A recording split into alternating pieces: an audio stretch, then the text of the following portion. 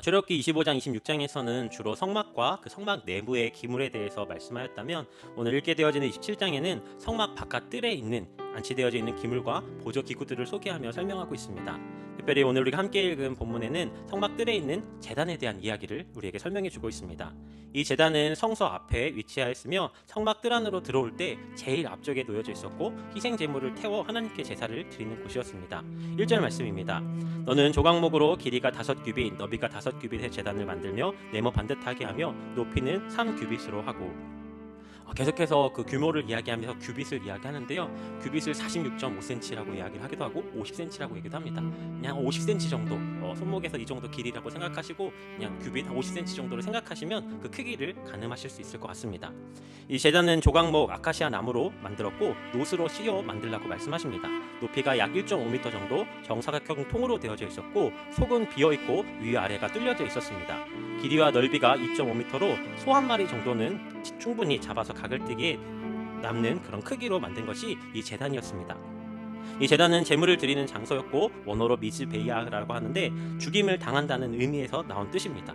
그래서 하나님께서 성막 앞에 동물을 잡아 희생 제사를 드리게 하도록 그 제단을 주셨다는 것을 이 명칭을 통해서도 알 수가 있습니다. 그래서 이 제단은 드리는 제사의 종류에 따라서 번제단이라고 부르기도 합니다. 번제는 올라가다라는 그런 뜻을 가지고 제물을 태워 하나님 앞에 올려드리는 제사를 이야기합니다. 그래서 이 제단이라는 명칭은 제물의 죽음, 또 번제단이라는 명칭은 제물의 바쳐짐을 강조하는 그런 의미입니다.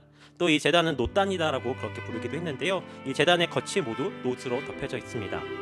제단은 제물을 태워야 했기 때문에 금보다 더 열에 강한 놋을 대신 사용하였음을 볼 수가 있습니다.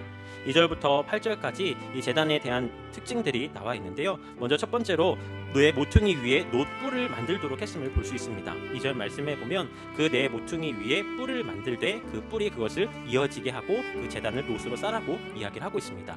네모나게 만드는 이 제단 모퉁이에 뿔이 있었다는 것입니다. 이 뿔은 하나님의 능력을 상징합니다. 하나님의 전지전능하신 능력과 더불어 죄인들을 용서해 주시는 자비와 속죄함, 그것을 보여주는 것이 바로 이 제단의 뿔이었습니다.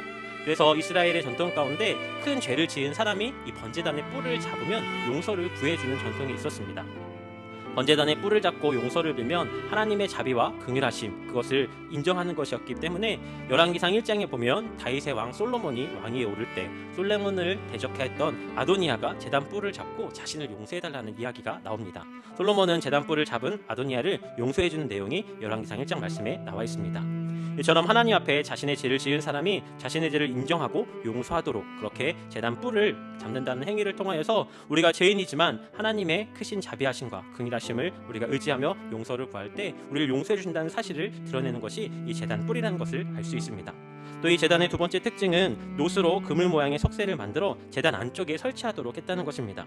그래서 항상 이 제단에는 불이 꺼지지 않고 타고 있었으며 석쇠 위에 나무를 버리고 제단을 올려서 불을 태워 재는 그 아래로 떨어져 내려가게 했습니다. 재가 쌓이더라도 아래로 떨어져서 불이 연소하는 데 필요한 산소의 공급이 끊이지 않고 재물은 남김없이 다 타서 제단 아래로 떨어지도록 그렇게 만들어져 있었습니다. 그리고 그 남은 재는 진영 밖으로 정결한 곳에 버려지게 됩니다. 그리고 이 제단의 세 번째 특징은 채를 깨워서 들고 이동할 수 있도록 만들었다는 것입니다. 이동 가능하게 한 것은 그들이 아직 광야에 있어서 이동할 때 성막과 제단 모두 함께 옮겨야 했기 때문입니다. 높이 1.5m 그리고 가로 세로 2.5m 정사각형의 놋 제단을 들고 광야를 이동하는 것은 상당히 힘들고 많은 인력과 수고가 필요한 일이었을 것입니다. 그러나 이 제단을 반드시 이동함을 통하여서 제단을 남겨두고 옮겨가는 것이 새로운 것을 만드는 것이 아니라 하나님의 방법으로 하나님의 뜻대로 예배하고 제사해야 한다는 사실을 분명하게 알려주는 것이었습니다. 또 이 번제단에 필요한 기구들에 대해서 또 3절부터 설명하고 있는데요, 5가지 보조 기구들이 있습니다. 먼저 재를 담는 통입니다. 번제단에서 태운 재물을 재가 광야바람에 날리기 전에 통에 담아두어 진 밖으로 버릴 때 사용하는 기구였고요. 두 번째는 부삽입니다. 번제단에 탄 모든 것들의 재를 긁어내는 도구입니다. 그리고 세 번째는 대야인데요, 이 재물을 잡아 가죽을 벗기고 내장을 뺀 후에 번제단 위에 올려놓고 희생 제물에서 흘러나오는 피를 받기 위해 사용되어진 기구입니다. 네 번째 기구는 고기 갈고리입니다. 이는 대야에 담아온 고기를 찍어서 제단에 올려놓고 타는 동안 다른 곳으로 떨어지는 것을 방지하기 위해서, 그리고 번제단에 고기를 올려놓기 위해서 사용된 기구입니다. 그리고 5번째 기구는 불 옮기는 그릇입니다. 이는 분향을 위해 번제단의 불씨를 향단에 옮기는 도구로서 출애굽기 37장에는 불똥 그릇이다라고 표현이 되어져 있습니다. 제사장은 매일 아침과 저녁 향로에 불을 담아 향을 살라야 했습니다. 이외에도 그물을 만들라고 하셨는데 희생 제물을 불에 태울 때 사용한 노수로 된 망을 이야기합니다. 그리고 6절에 나오는 채는 번제단에 부착된 고리에 끼워서 번제단을 메고 운반하는데 사용하는 것입니다. 이처럼 성막들을 들어서게 되어지면 가장 먼저 보여지는 것이 이 번제단이었습니다. 번제단은 백성들의 죄를 대신할 희생 제물을 잡아 불태워 하나님께 드릴 때 사용되어진 기구로서 성막들의 맨 앞쪽에 위치해 있었습니다. 크기와 규모에도 보면 성막에 있는 기물 중에 가장 큰 것이 바로 이 번제단이었습니다.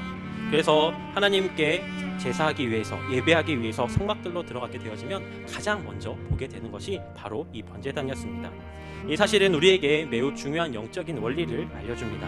이스라엘 백성이 하나님이 임재하시는 성소에 들어가기 위해서는 반드시 번제단에서 제물을 드려야 했고 또 제사함을 받아야 했던 것처럼 우리가 하나님 앞에 나아가기 위해서는 먼저 우리의 죄의 문제를 해결해야 한다는 것입니다.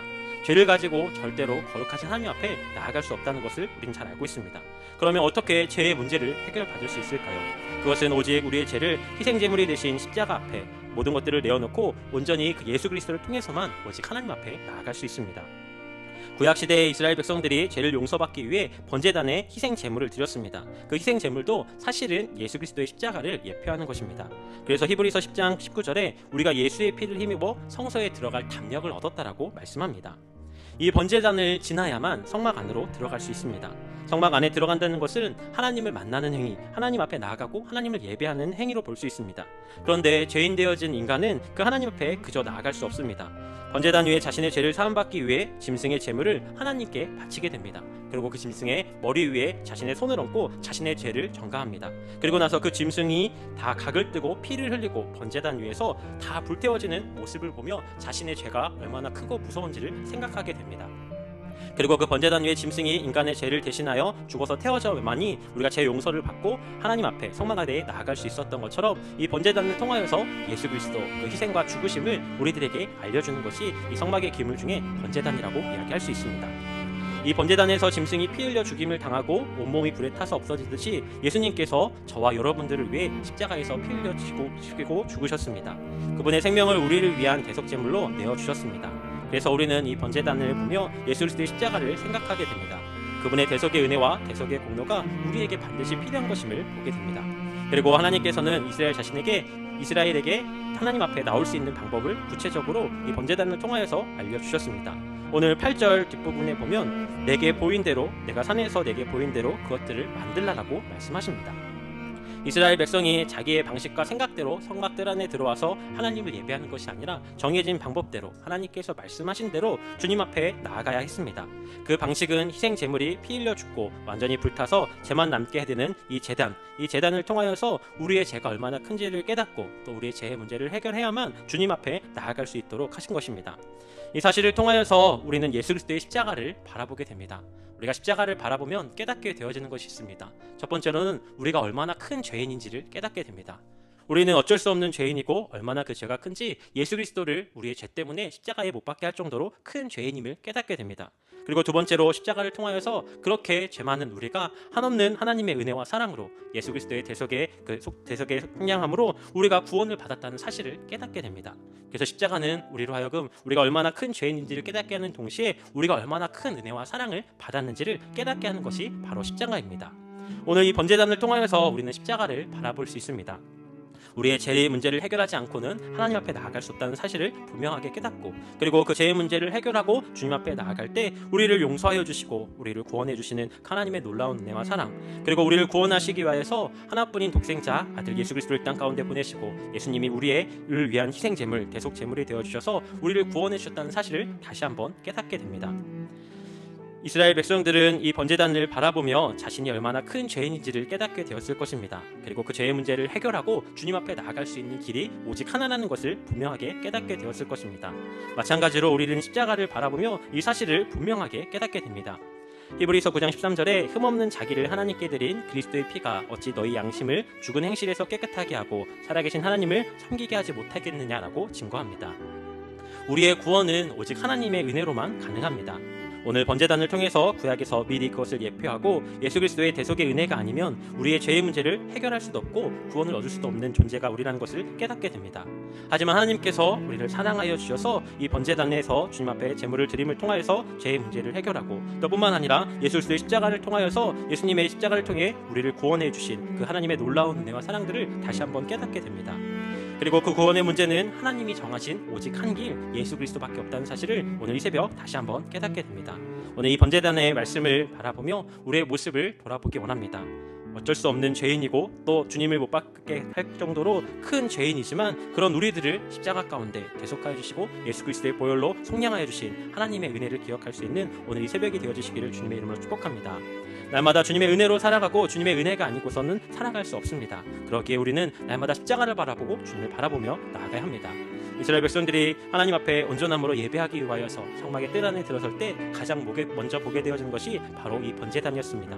번제단을 바라보며 자신의 죄를 떠올리고 또 그 죄를 용서해 주시는 하나님을 떠올렸던 것처럼 또 십자가를 바라보며 우리가 얼마나 큰 죄인인지를 깨닫지만 그럼에도 불구하고 우리를 구원하여 주신 하나님의 사랑을 바라보는 것처럼 오늘도 이 새벽 온전히 주님을 바라보고 날마다 십자가를 붙들고 그 십자가를 지고 주님을 따르며 나아갈 수 있는 우리 하늘의 힘께 성도님들이 되시기를 주님의 이름으로 축복합니다.